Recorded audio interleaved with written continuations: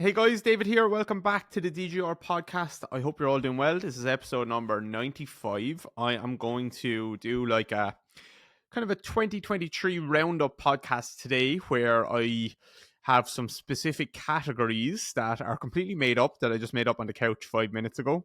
I'm going to announce our guest of the year. I'm going to speak about some of the big ideas of 2023. I think I have one, two, three, four, five big ideas of 2023 that I think everyone should know about and understand. I'm going to have the big winner in kind of the health and fitness industry, or like more specific to the movement stuff, let's say, the big winner there. I'm going to have a big loser, like a concepts. These are concepts, let's say. I'm going to have personally what our big winner was. I'm going to have personally what our like DGR, our big loser was. I'm going to have, I have all these written down. I'm going to have what a small but big win is, like a seemingly small win for us, but I think also is actually a big win for us. And there's a couple of tips involved there for you guys. I'm going to have what our most fun of the year was business wise. I'm going to have like what was my kind of love hate for the year. And yeah, that's it. So hopefully there'll be some good stuff involved here, especially like the big ideas of 2023. Hopefully there'll be there'll just be some good stuff there, I think, to help frame some conversations for you guys. So it is, what date is it? It is the 30th that I'm recording this, 30th of December 2023. This time last year, I was looking back at the podcast. I actually did do let me look at the podcast. This time last year, at the start of January, I did do a 2023 social media strategy podcast, which was about half an hour long. So it was like at the start of the year, here's our plan for the year ahead. I may do another one of those. Just give an overall plan, but in this podcast specifically, I'm not going to talk about like plans for next year. I'm just going to talk about stuff from the year gone. Kind of almost like a roundup. I will be doing our newsletter, our yearly roundup newsletter, which I do every year, which involves like everything. It has absolutely everything, like all my books of the year, gadgets of the year, like everything of the year. So this podcast is going to be a bit different to that. So make sure you're on the newsletter as well. As well as that, make sure you read that. That should be good. So, yeah, Christmas was really good for us. It was very quiet, actually. I got a little bit of a bug just before Christmas. So, like a 2-day stomach bug / headache bug. And that kind of like ruined my appetite for a few days. And I didn't get a chance to go for a few drinks with my friends and stuff like that. But after that, Christmas was really good, nice and relaxed. Won't be doing a whole lot for New Year, New Year's Eve or New Year's Day or anything like that. And yeah, I'm just kind of in that period where I'm like, the only thing I want to do is like sit in the couch and order a curry from the Chinese, and it was very difficult for me to get myself off the couch and record this podcast. But this is what I'm doing. I just needed to kind of break that bit of resistance and get talking. So and get back to doing a little bit of work, not a whole lot, but just doing this podcast is going to be a nice way for me to just kind of get things rolling a little bit again. So first off, the guest of the year on the DGR podcast 2023. This is based on the listens for the podcast for that episode. This is also based on votes on social media. And this is also based on those two things, actually. It's based on last year's podcast of the year. I should have went back and checked what last year's podcast of the year was, last year's guest of the year. I think it was Dwayne Chambers last year was the guest of the year. And I think second place might have been, I think there was a top three, maybe. There was Jeff, the Flexi Bull, his first episode with us. Actually, yeah, I think it might have been Jeff was the podcast of the year last year. And then the other one was Dwayne Chambers' episode, which was my favorite episode so far on all of the podcasts. That's episode number 34. If you haven't listened to that, go and listen to that. Dwayne Chambers on sprinting, doping, and redemption. And then the other one was the episode with John Kiley, which I don't, episode 26. So those were the top three episodes last year. This year I'm just doing top number one, and that was Jake Tura's episode 80. Jake had the most listens by far. It was a really, really good podcast. We talked about like tendinopathies, patellar tendon, Achilles tendon, which, like, if you've ever played sport, you've maybe experienced one of those, or certainly if you're a coach or a therapist, you have worked with people with those, and it's important to understand the intricacies of those. And Jake, there's basically no one better than Jake, I think. So that podcast got the most votes and the most listens, so that was a clear number one. And then we also had a solo. I did a lot of solo podcasts this year. The solo podcast with the most listens, and it also got the most votes on Instagram, was episode 76, The Only Way to Pronate Your Foot. So those were the two episodes of the year. Jake is the guest of the year. That was the solo podcast of the year. Thank you everyone for listening and for voting. Jake, well done. Congrats. I love you. One thing I love about Jake is, I was thinking about this recently. One thing I love about Jake is, not a lot of people will say he is himself, or he, like, or not about Jake but about people in general, like, he is himself or she is herself, like they just do what they do. But actually, what I really appreciate about someone is not that they are themselves, but they actually know who they are. I hope that makes sense. Like, they actually know.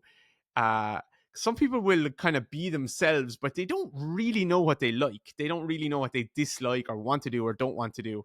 Yeah, they're being themselves, but they're a bit like, what even is myself? But Jake, as far as looking in from the outside, he is himself. He knows what he likes. He does what he likes. He's fully like who he is, and I love that about people. I love that about someone who just knows, yeah, this is the way I like things. This isn't the way I like things. This is what I want to do. This isn't what I want to do. And they just do what they like to do. So congrats to Jake for that. And thank you all for listening to that episode. So some of the big ideas of 2023. This is not like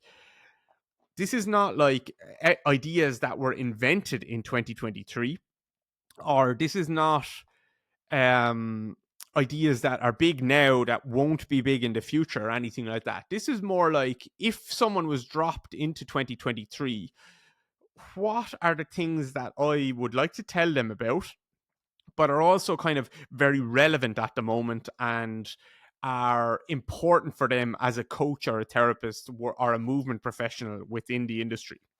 So these are some of the big ideas, not all of them, but these are the ones that sprung to mind when I thought about the big ideas. And if you're a coach or a therapist and you're trying to get to a grasp on the field, looking at the different areas of the field and thinking about what's the big ideas in the physiotherapy realm? What are the one or two big ideas right now? What are the one or two big ideas in the cardio or endurance realm? What are the one or two big ideas in the skill acquisition realm? What are the one or two big ideas in the strength and conditioning or the strength realm? If you could just like actually write each of those down, that would save you so much time and you would get to the top very quickly.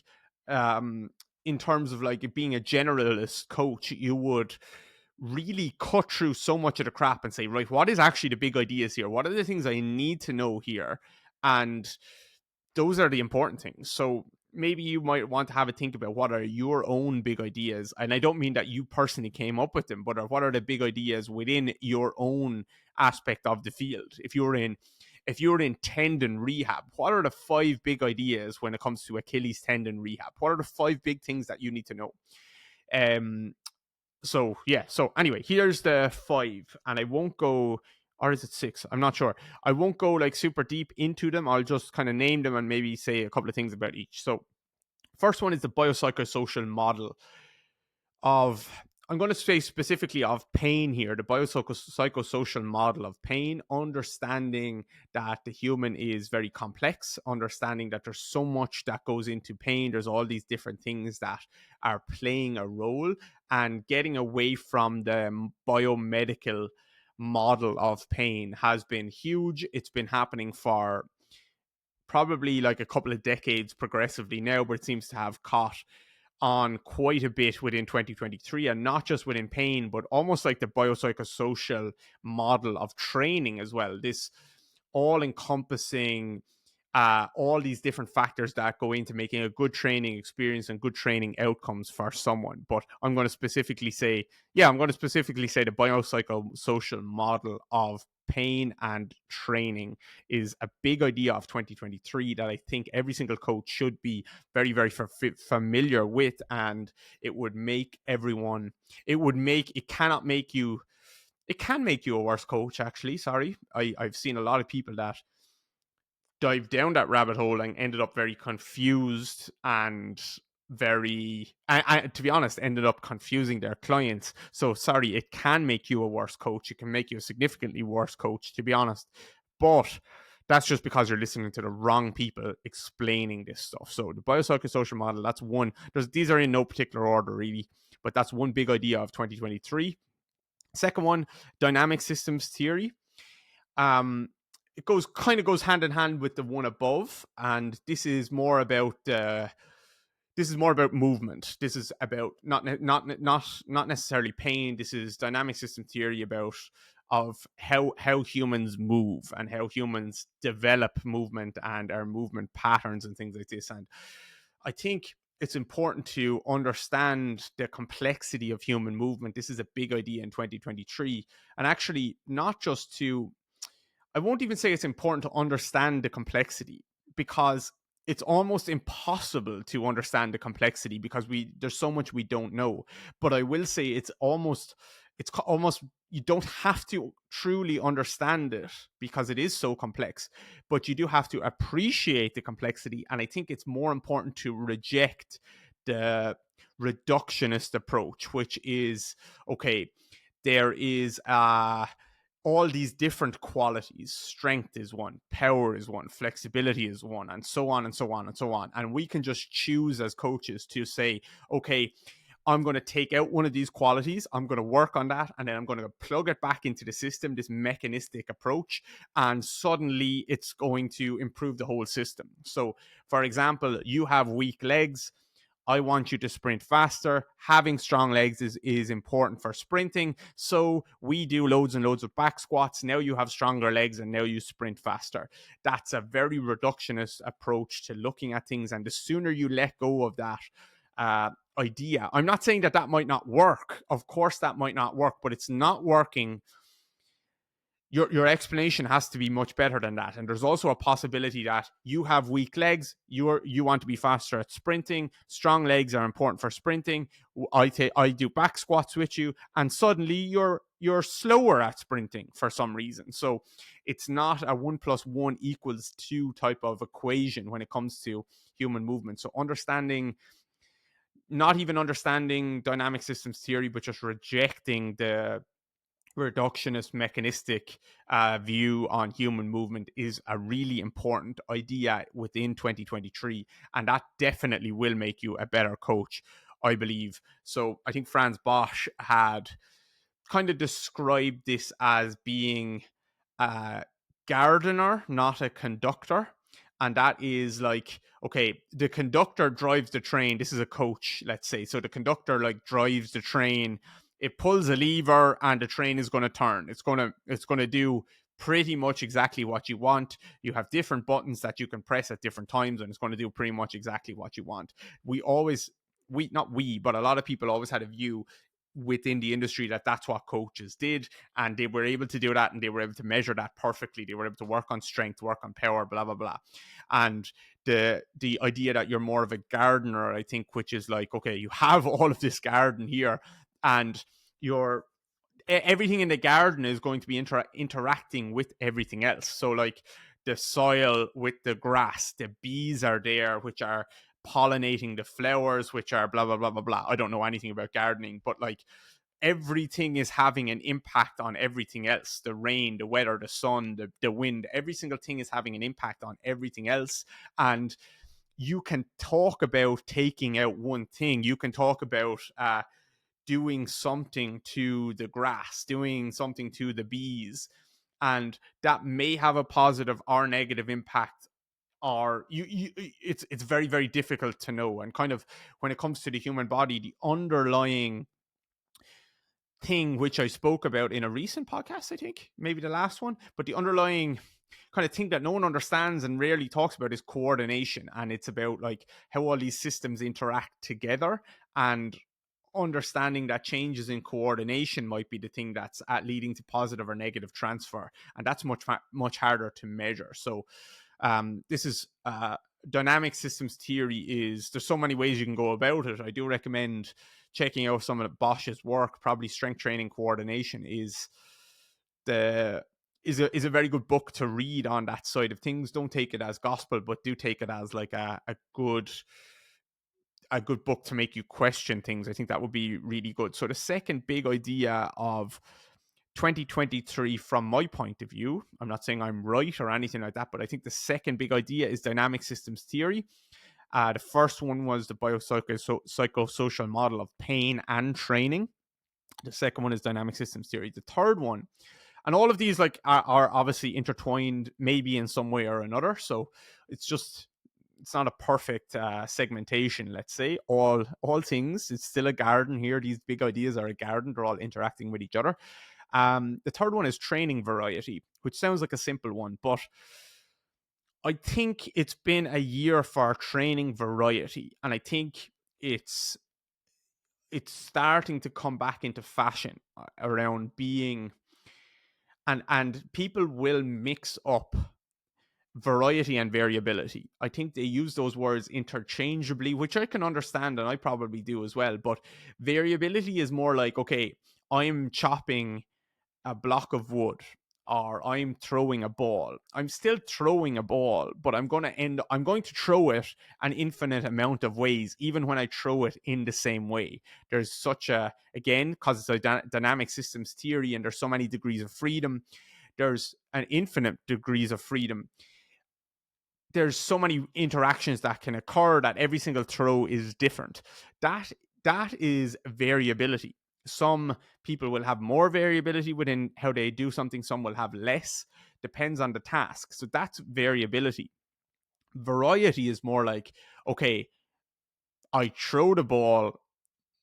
I won't even use that example, but variety is more like I just do different things. I throw one day, I climb another day, I go and play lacrosse another day, I go and do strength training another day, I go and do parkour and crawling another day, I go and swim another day. So now I've done a lot of there's been a lot of variety in my training for my shoulder, let's say. So that's how I would start to think about like separating variety and variability. And again, like you could probably go down a big rabbit hole in terms of each of those things, and my definitions are not necessarily, I haven't defined them, they're not exactly correct, but I'm not trying to be perfectly correct, I'm just trying to be relatively clear. So I'm not talking about variability, I'm talking about variety. And I think a big idea of 2023, not just 2023, these are not just 2023 ideas, but these are ideas that I think are important in 2023. Training variety, being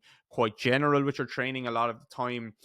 You'll see so many people championing like lifting, plyometrics, throwing, bodybuilding type of training, powerlifting, low reps, high reps, weightlifting, sprinting, all of these things, and saying like, okay, all of these are good together. They actually all go well together, potentially at least. And you don't have to necessarily pick one style of training. So I think they're right a lot of the time. I think training variety is absolutely key. Mobility is another one, flexibility, all these different types of training variety is a big idea in 2023. And variability, of course, goes hand in hand with that, but I'm specifically talking about training variety here. So the first three, and again, they're in no particular order, but the first three that I've named are biopsychosocial model, dynamic systems theory, and I keep saying training variety. The next one is a bit more specific to definitely the lower limb. And I think a big idea of 2023 has been, I'm lumping three things in here together, which are all related, but are all different. And one is using your full foot. using more of your foot and understanding that you have a full foot, you have a heel, a midfoot, and a forefoot, or a rear foot and a forefoot, if you want to put it like that, or a rear foot, a midfoot, a forefoot, and toes, if you want to put it like that, depending on how you split up the foot. You will hear me using different phrases depending on the person I'm talking about, but usually I try and split it into rear foot, midfoot, forefoot, and maybe have the toes separate, or maybe have the toes as part of the forefoot. So using your full foot. The second one that's related to this is shin angles, and understanding your shin angles, and coaching shin angles maybe, and emphasizing certain shin angles, particularly getting people into positive shin angles. So that helps you use your full foot when you can actually get from a negative to a positive shin angle. You're using more of your foot there. And then the third one is delaying the extension. So when you want to push from a mid stance and max propulsive position, you will need to have dropped your shin forward to get into that position. You will need to have your center of mass over that stance leg. You will need to have a positive shin angle. You will need to have gone through your midfoot, and you'll have like midfoot to forefoot pressure as you come into max propulsion, and then you will need to delay knee extension so that you can get a really active hip extension, so you can push from your hips. So hip extension before, or an emphasis on hip extension rather than just knee extension. So I'm lumping those three things in together as a really important concept, or big idea I should stick with for 2023, which is you will hear a lot of coaches now talking about full foot. You will hear a lot of coaches talking about shin angles, and you'll hear a lot of coaches talking about some version of delaying the extension or hip extension before knee extension, or pinning the shin there, or Jonas talking about like bum before back. That's kind of the same thing. To be honest, bum before back is the same as bum before knee. So you'll hear I'm lumping all of these things in here together as another big idea of 2023. So now we have biopsychosocial model, dynamic systems theory, training variety, and then all together is full foot, positive shin angles, and delaying the extension. And then the last one is the ability to yield. And I'm not talking about any specific exercise. I'm not talking about a training modality. I'm talking about overall the ability to yield and train the loading phase and appreciate how important the yielding side of things is a huge idea within 2023 and hopefully going forward. Particularly in the strength and conditioning field, there's been, and in the physiotherapy, less so the physiotherapy, but yeah, more in the strength and conditioning, there's been such an emphasis on overcoming.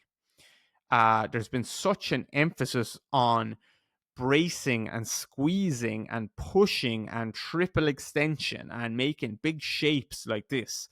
And there's been such a de-emphasis on triple flexion. There's been such a de-emphasis on relaxing, about actually having slightly longer ground contacts, which are also good. Just as good as short ground contacts are longer ground contacts. It just depends on the context, but you need to train them both. Just as important as being able to squeeze your glute and push out is actually getting in there in the first place. Just as important as triple extension is triple flexion, being able to load in, drop deep into positions, being able to not just drop deep, but drop back into positions, being able to flex back and down. Yielding is a huge idea within 2023, and it has been really good to see. It has been really, really good to see. And mobility training has been a huge idea within the last decade. And I think that the reason so many people get so tight I think one of the reasons that so many people get so tight and have to turn to mobility training to rehabilitate their movement is because they didn't emphasize the yielding portion of movement within their training. Even when they should have been yielding, and always a yield will occur when you're yielding, like there will always be a yielding aspect, but they were so biased towards overcoming throughout. They were bracing through the yielding portions. They were squeezing. They were trying to overcome for everything. And I think you would not have to do as much mobility training if you could actually understand the yielding portion. And the yielding portion comes like in all movement. I'm talking about squats. I'm talking about hinges. I'm talking about walking. I'm talking about running. I'm talking about plyometrics. I'm talking about jumping. I'm talking about bench press. I'm talking about everything. There's always going to be a yield, but in certain movements are biased more towards overcoming. Certain movements are biased more towards yielding. Certain people are biased more towards overcoming, and certain people are biased more towards yielding. They do better at one or the other. And I think so many people had to try and do mobility training, and unfortunately, they ended up doing mobility training that that emphasizes the overcoming strategies that they already deploy in their movement, and it just made them feel a lot worse. And all of this could have been avoided if they understood flexion, if they understood gravity, and if they understood yielding and they actually trained it. So those are the big ideas. I had 6, I scratched one out, but those are the big ideas. I will read them one more time. Biopsychosocial model of pain and training. If you understand that, you will be, hopefully, if you understand it well and appreciate it, you will be a much better coach or therapist. The dynamic systems theory, rejecting the reductionist ideas that have had a grasp on coaches and therapists' understanding of movement and led to shocking practices and shocking statements being made and shocking beliefs. And you just need to, the sooner you reject that reductionist approach and you don't even need to understand it, as I said, you just need to understand how complex it is and take away that reductionist mechanistic approach to how movement occurs and how motor learning occurs and skill development and coordination, and thinking that the brain is like the governor of everything, that everything is top down, the brain is controlling everything. Absolutely not. All these systems are having an impact on everything else. The next one, training variety. Again, this probably links in with the yielding one as well, which is you wouldn't have to do so much mobility training and massages and theraguns and all of this stuff if you trained with more variety, because you're not tight because you're lacking mobility training. You're tight because you always do the same type of training. Okay. And then the other one was the full foot, positive shin angles, and delaying knee extension. I'm going to lump all of them in together.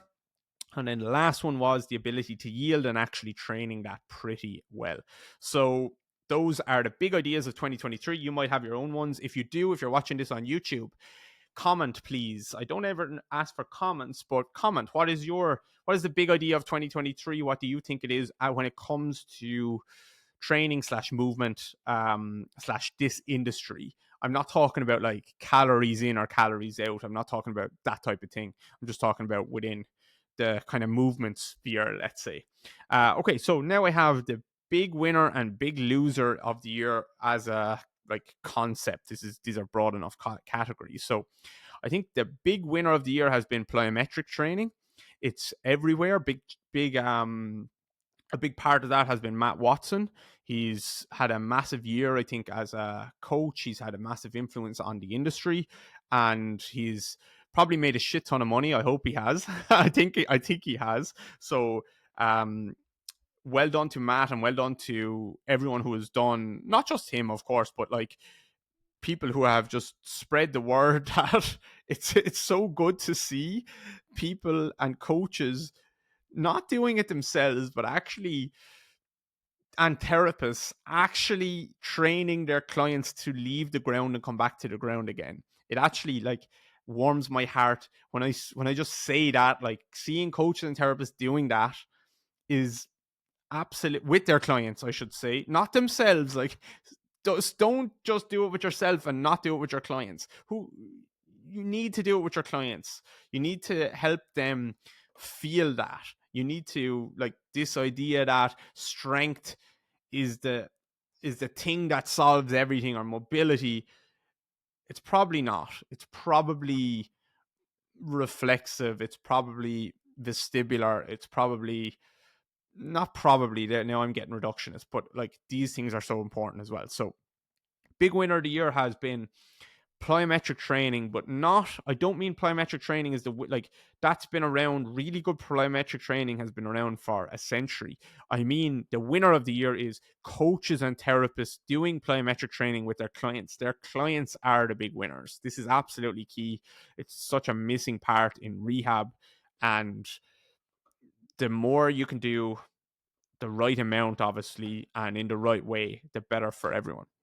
The big loser of the year has been breath work. I think just because breath work had such a big rise in popularity over the last probably 5 years or so, less so, it maybe even like 3 years, COVID times probably, in particular, and just before COVID, I think. Obviously, breathwork again has been around forever. I'm not saying this stuff is new, but I think breathwork had a huge rise in popularity and coaches and therapists using it. And now it's being laughed at quite a bit, and it's being strawmanned, to be honest, and it's being used less and less, I would say. And I think it just goes to show that people are a lot of people are sheep. They'll use what's popular at the time, and then they'll bin it when it's not popular anymore. And it's like, if it's good, it should stay. If it's shit, it shouldn't be there in the first place. So I think a big loser has been breath work. People will talk now about how, like, oh, you don't need to do breath work, you just need to train variously. Yeah, that can be true. You don't need to do breath work. You just need to side bend through your ribs and flex your spine and extend your spine. That can be true. You don't need to do breath work. You just need to go for a walk. You don't need to do breath work. You just need to relax. Those things were always true. It's just that actually they're not as true as you think for everyone. Some people, if they do breath work, in a particular way with a particular focus on actually moving and getting the the ribs, the thorax to internally and externally rotate, not just move as a chunk, that will have a massive impact in how they feel and move. So breath work is good for the reasons it's good, and it's not good for the reasons it's not good. That has never changed. So I think the reason that breath work is the big loser is because it was too big a winner before. It shouldn't. People were bigging it up, and strength coaches whose job was to make people stronger were spending half the session doing breath work with people. And now they're the same coaches that are saying breath work is shit because you shouldn't be spending half the session with people doing that. Why were you doing that in the first place? It does not make sense. So use it for what it's good for and don't use it for what it's not. So it has been a big loser, and it's kind of good to see it being a big loser. Like, if I'm being honest, it's kind of good because people were using it. Just like, remember, I'm in rehab with people. You're meeting people where they're at, which you have to do at training, but in rehab you have to meet people where they're at even more sometimes. So it's kind of good seeing it being a big loser in terms of like bringing it back to where it belongs, but it's gone too far, and I think people are now gonna. It's just a pendulum that's swinging, and it should just belong where it belongs. So, big winner, plyometric training. Big loser, breath work, which is in a good way. Is in some parts it's a good thing that it's been a big loser and its stock has fallen, and in other ways it's a bad thing because now people are starting to underestimate it again, which is just what sheep do. They just follow the crowd. Okay, so everything is good where it's good, everything is not good where it's not good. Personally, our big winner, so I have, that's like kind of concept of the year: big winner, plyometric training; big loser, breath work, I would say. Our big winner was our foot program. Almost 3,000 people have done it, or well, have bought it. Probably 50,000 people have done it. If you're one of the fuckers who didn't buy it, well done, fair enough. I hope you enjoyed it anyway. But our foot program did really well for us. We released it on around the 20th or something of January 2023, and that was really good for us. And again, like I said, with plyometric training, it's great to see coaches and therapists using with their clients. The cool thing for me is when I see coaches and therapists using it with their clients, that's when I know like that's going to have a massive impact now. And in a few years' time, if I disappeared off the face of the earth, this stuff would still be being used all over the world. No one would say like anything about me or anything like that, and that's fine. I don't mean that in any way egotistical or anything like that. I mean that's absolutely, that to me is the coolest thing, that it's it's out there now, a lot of this stuff, and I'm not saying I invented everything or anything like that, but thousands and thousands of people have started to open their eyes in how to train the feet, the ankles, the calves, the Achilles in ways that they haven't before. And that's what I'm proud of. I'm not saying I invented anything or anything like that. It just shows people how I structure foot training and foot rehab into a progressive program. And I'm really, really proud that that has been adopted worldwide in every major sport in the world, in every in clinics and with Gen Pop all over the world. It's been used, and it's been used to huge success. So that's what I'm really proud of.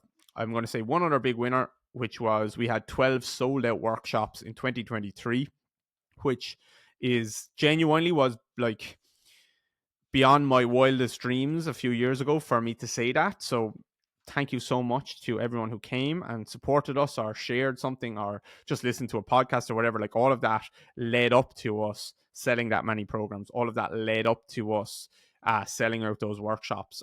So thank you so much to everyone that came and supported us over the year.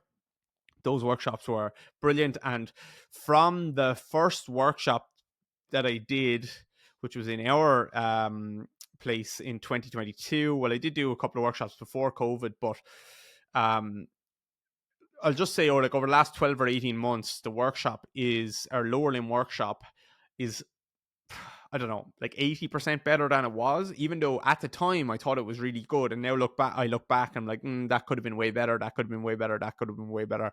And each workshop, we've just made it a bit better, a bit better, and a bit better. And I think hopefully we'll keep doing that. But yeah, it's just been nice to see the progression. And if you came to one of the first workshops, hopefully you loved it. But hopefully if you were to come again, I'm not saying you need to, but if you were to come again, you would notice a huge difference in just how good it is. And because I think it's there, so hopefully you would as well. Our big loser of 2023, I think I spoke about this on Brandon's podcast. You should check that out, Brandon and Cardi's podcast. Not in this context, but I think our big loser of 2023 was I was too negative a lot of the time. I think I got influenced by people on social media that they kind of have a negative vibe. I don't mean that in a bad way. I mean like they can be very sarcastic and they can be brash sometimes, and it works really well and I love it. And I probably got influenced by that though, and doesn't work as well for me.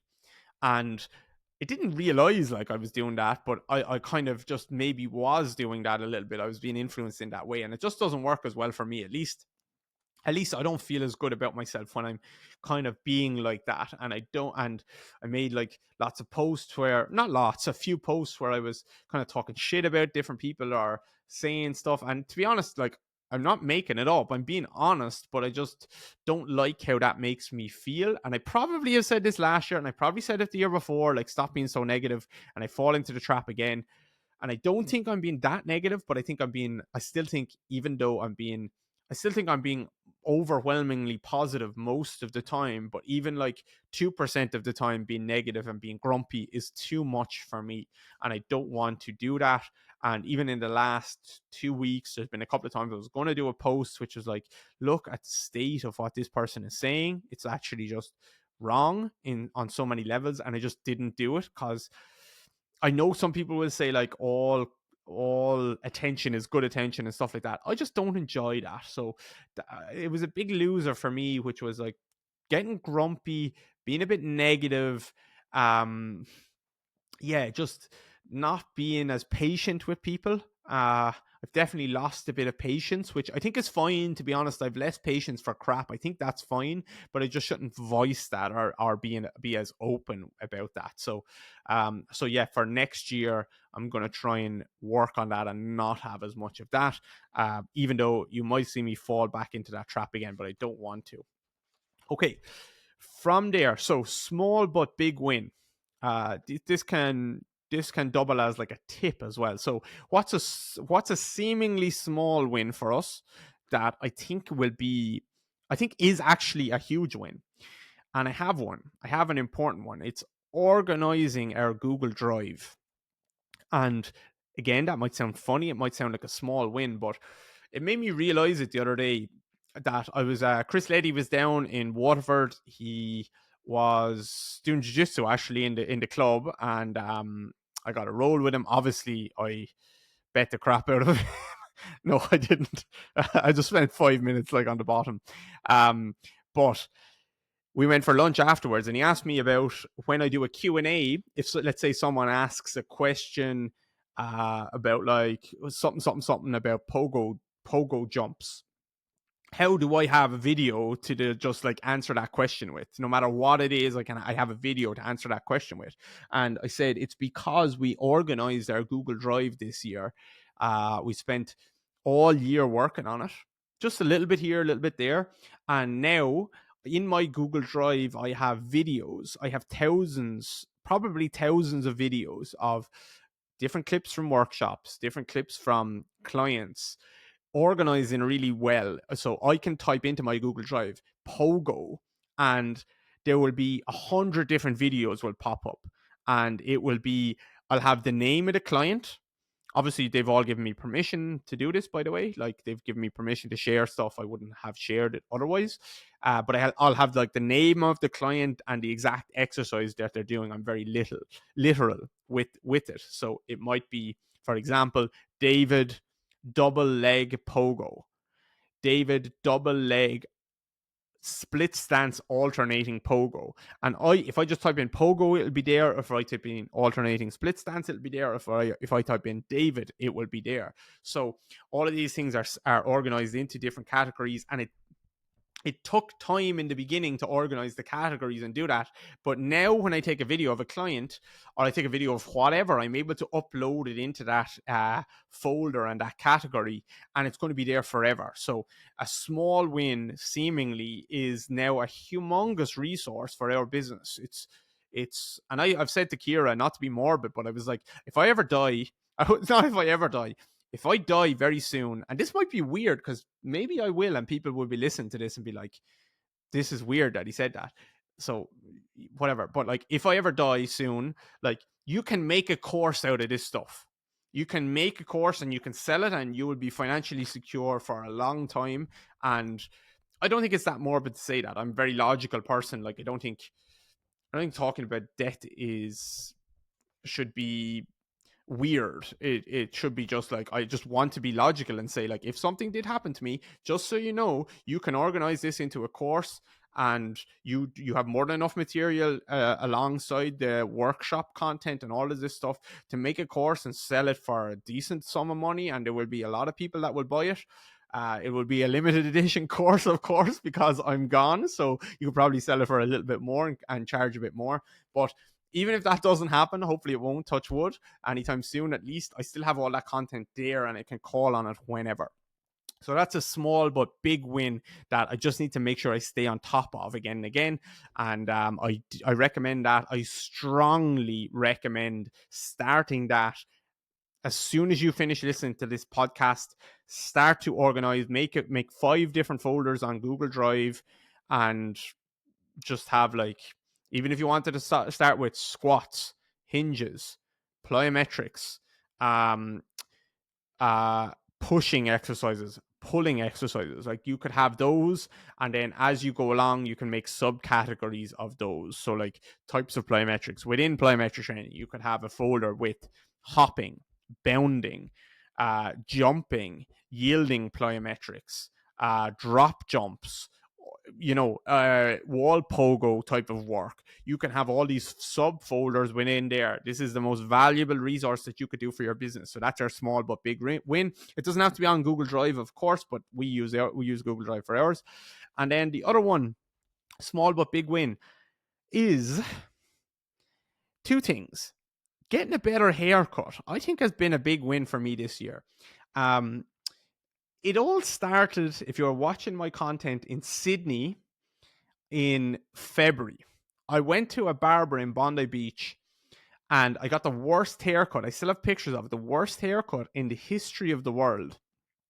I think he charged me $60 for it. And the chap never cut hair before in his life.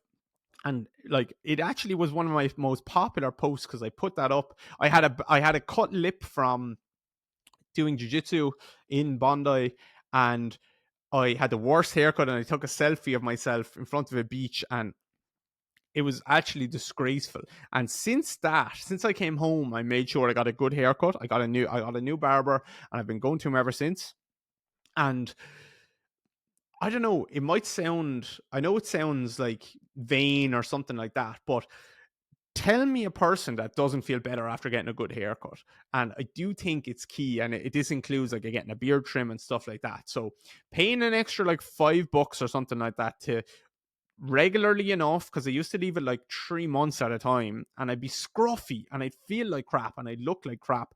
And now I get a haircut every 3 or 4 weeks, and it just makes you feel better. And when you feel better, you're more confident, and when you're more confident, everything is better. So that's one. And what goes along with that is dressing a bit better as well. I've actually tried, and you might disagree with both of these. You might say your hair is shitter and you dress shitter, but this is all in the eye of the beholder, I guess. So I feel like I have made an effort to dress a bit better this year, and I've made an effort to get a better haircut and a better beard trim. And those two things have made me a bit more confident in my appearance. And I think that does have a big impact in how you see yourself and how others see you. So my two small but big wins has been organizing Google Drive and getting a better haircut and dressing a bit better. And that does mean spending a little bit more money on my clothes. But what I used to do before was go into Pennies, which is like the bargain basement shop in Ireland, Primark, maybe if you're in England, and like just buying shit. And turns out you don't actually save any money on it, because after 2 washes, the stuff is gone anyway. So I've spent a little bit more money on stuff, and it's a bit higher quality. You feel better in it. It lasts longer. I think you look better. You're more confident. And that has been something that I think it is partly to do with finances, because we've been a bit more financially in a better place this year. But I think I still, even if that wasn't the case and I had this realization that this is important, I would still make sure that I had the finances. I would put money aside to make sure I was doing this. Okay, so the most fun I've had this year business-wise was in Verona at one of our workshops on the Saturday night.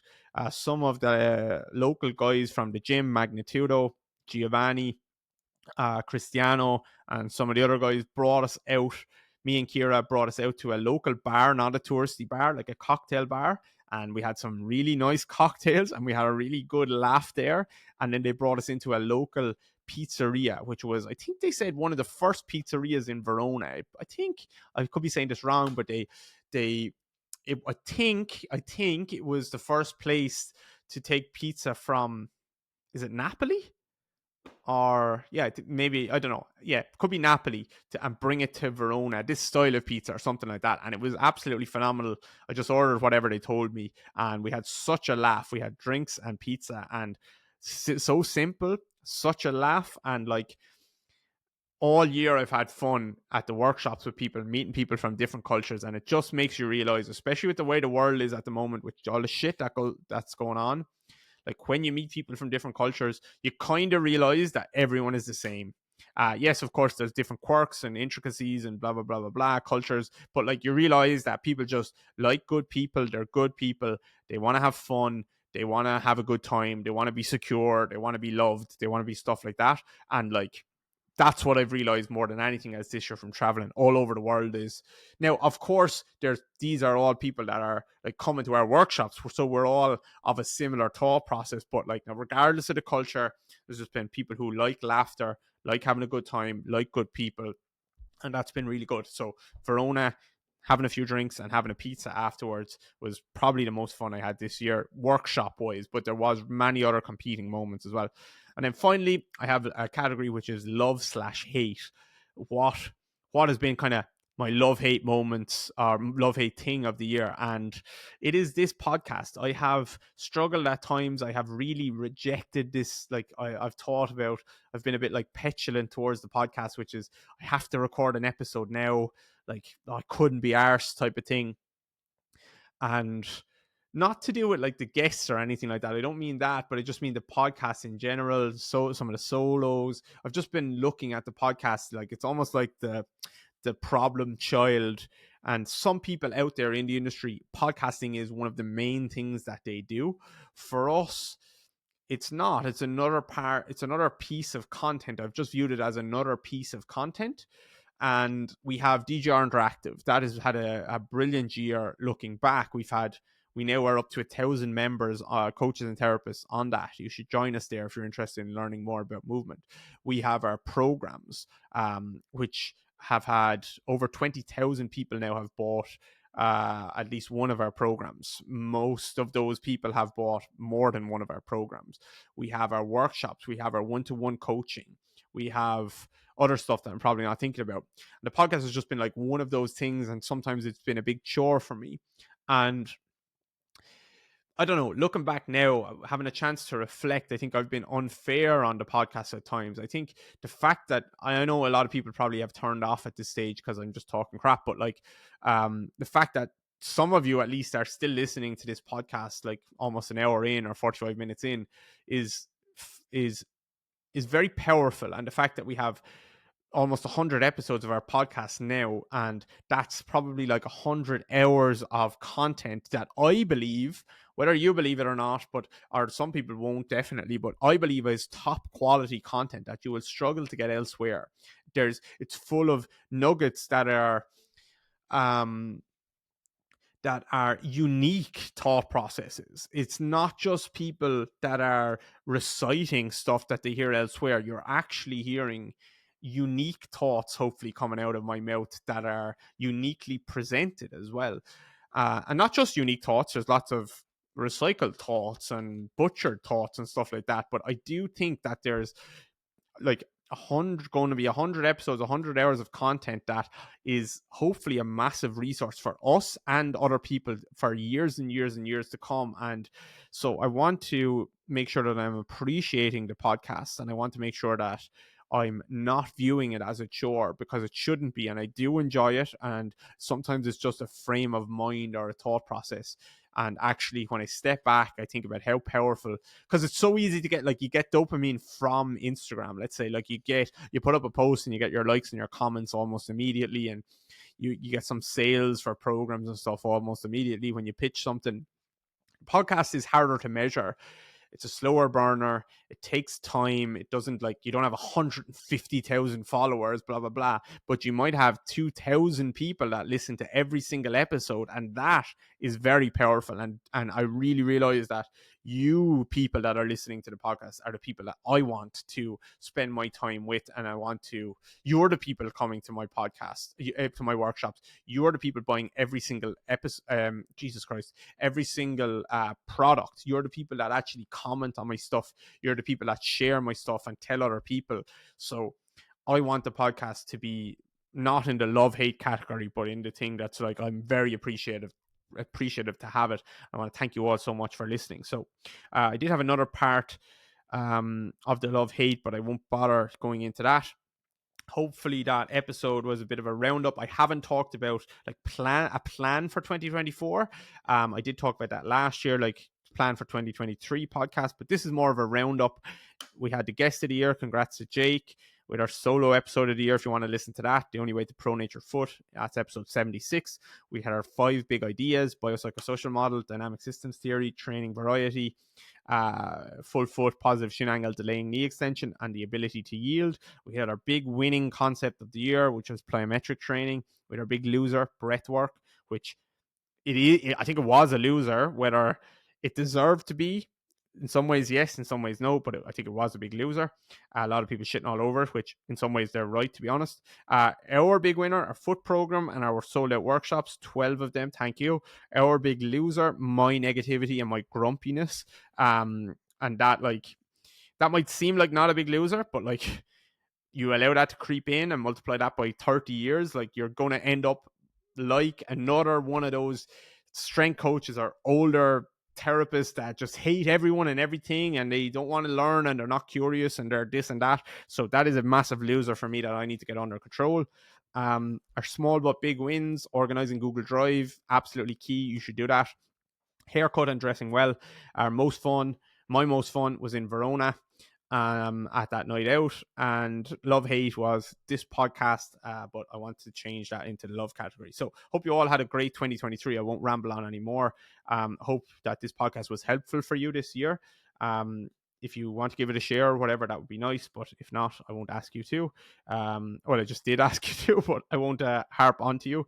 And hopefully you will continue to listen next year. And hopefully I will be continuing. I do want to, you see, the way what made me notice was like that when I looked, the best performing solo podcast and the one that got the most votes on Instagram was on one topic, which was The Only Way to Pro Nature Foot. So I do wonder if I should have solos that are on one topic. It might make it easier for me, which would be just like, I don't know, for example, like late stage ACL rehab, or I don't know, anatomy of whatever, or talk about like a full episode on dynamic systems theory, 5 key points in dynamic systems theory. Like, I think that might be the way to go in 2024 with the podcast, outside of getting lots of good guests, of course.